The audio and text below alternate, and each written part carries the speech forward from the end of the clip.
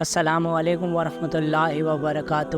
آج ہم آپ کو اس ویڈیو کے اندر حضرت علی رضی اللہ تعالیٰ کے بہادری کے قصے بتائیں گے۔ ایسے تو تاریخ میں حضرت علی رضی اللہ تعالیٰ کے بہت سارے واقعات مشہور ہیں۔ شیر خدا بھی ہے، آپ داماد مصطفیٰ بھی ہے، آپ حیدر کرار بھی ہے، حضرت فاطمہ کے شوہر بھی ہے، آپ جنت کے نوجوانوں کے سردار حسن حسین کے والد بھی ہیں۔ بہادری میں ایسا کوئی انسان نہیں تھا اس روئے زمین پر آپ کا سامنا کر سکتا۔ حضرت مولا علی رضی اللہ تعالیٰ ہمارے نبی صلی اللہ علیہ وسلم کے ساتھ جس بھی جنگ میں گئے آپ فتح کر ہی آئے۔ اس جنگ کے اندر آپ کی کچھ جنگیں ایسی گزری ہے جنہیں تاریخ کے اندر یاد رکھا گیا ہے، اس لیے آپ اس ویڈیو کو پورا دیکھیں مہربانی کر کے۔ آپ اس ویڈیو کو لائک سبسکرائب مت کرنا، لیکن اسے شیئر ضرور کر دینا تاکہ ہر گھر میں مولا علی کے بہادری کے قصے موجود ہو۔ چلیے شروع کرتے ہیں اللہ کا نام لے کے، بسم اللہ الرحمن الرحیم۔ دوستو، جنگ بدر اور جنگ احد کے بعد میں اللہ کے کرم سے مسلمان بہت مضبوط ہو گئے تھے۔ دوسری طرف وہ کفار اور مشرک کمزور ہونے لگے تھے دن پہ دن، اس لیے وہ چاہتے تھے کسی بھی طریقے سے مسلمان کے وجود کو ختم کیا جائے۔ اس لیے ابو سفیان اور اس وقت کے عرب کے بڑے بڑے بہادر آپس میں مل گئے۔ ان لوگوں کے ساتھ عرب کا بہت بڑا پہلوان بھی شامل تھا جس کا نام عمر بن مرم تھا،